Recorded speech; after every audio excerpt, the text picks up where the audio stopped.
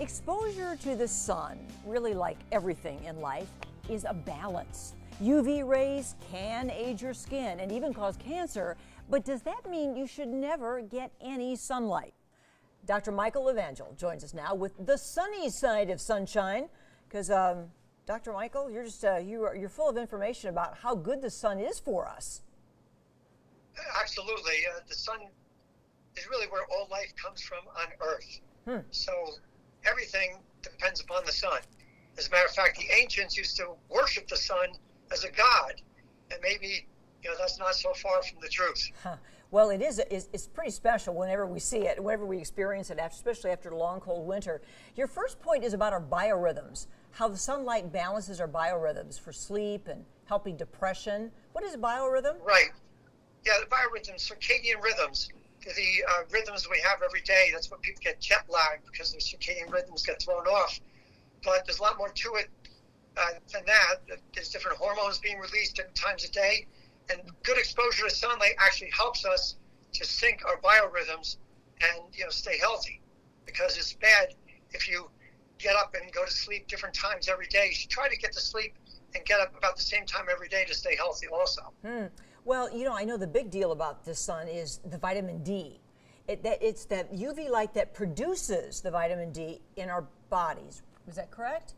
That's absolutely correct. But 40% of our country is deficient in vitamin D. And vitamin D is so important because it turns on and turns off so many genes. We have about 20,000 genes.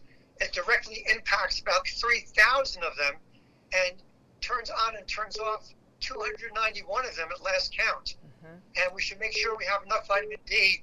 And most people, like I said, are deficient. The only thing is, I want to mention is that omega-3 fats, 95% of the world is deficient in omega-3s, but that is a story for another day. Well, yeah, because the other thing is that vitamin D really helps your brain. So that's a very important part of our health as well for cognitive function.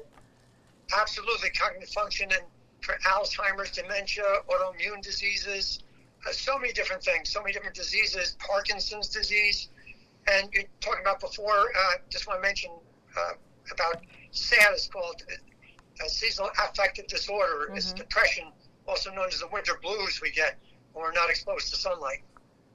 The other thing, Dr. Michael, though, is I think we do need to speak about the harmful effects of the sun. Where is it, how do we balance that? So we get enough sunlight, but we're not damaging our skin and potentially giving ourselves skin cancer. Excellent question. The thing is that as soon as we start to turn the slightest bit pink, we're really doing damage to our skin. There's no such thing as you get a burn and turns into a tan. So it's better to start off very slowly with a couple minutes of exposure and gradually increase it. But you don't want to get too much. Just like anything else, too much of a good thing is not a good thing. Even drinking too much water, you can die from electrolyte imbalance. Wow. So you want to keep it in moderation and also cover up or use a good sunscreen. And I recommend the Environmental Working Group, EWG.org. Every year they come up with the healthy and unhealthy sunscreen. So I recommend that because, if you put things on your skin, it absorbs into your body, it gets into your bloodstream. So you want to make sure you're not doing yourself more harm than good. Yes, that's a good resource, Doctor. Thank you for giving it to us. We have it all on screen now so people know. That's EWG.org, which is Environmental Working Group, and they rate sunscreens and also cosmetics, skincare products and makeup, all the stuff we put on our skin, and some of it really is toxic to our bodies. Very toxic. This is called the Skin Deep Database, and I really love that organization.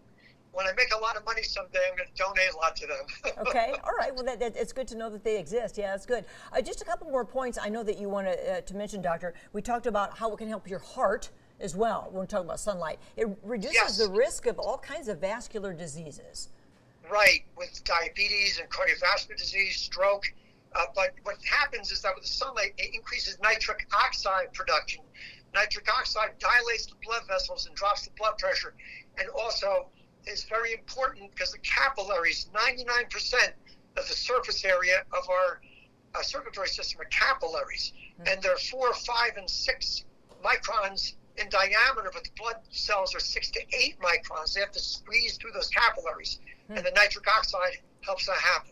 I have one other question, doctor, about using sunscreen in the sun. We want to protect our skin to a certain degree, but we want to get enough of the vitamin D production. So how much should we cover everything when it comes to sunscreen? Our faces, our arms, all exposed skin. What number do you recommend on an SPF? Right.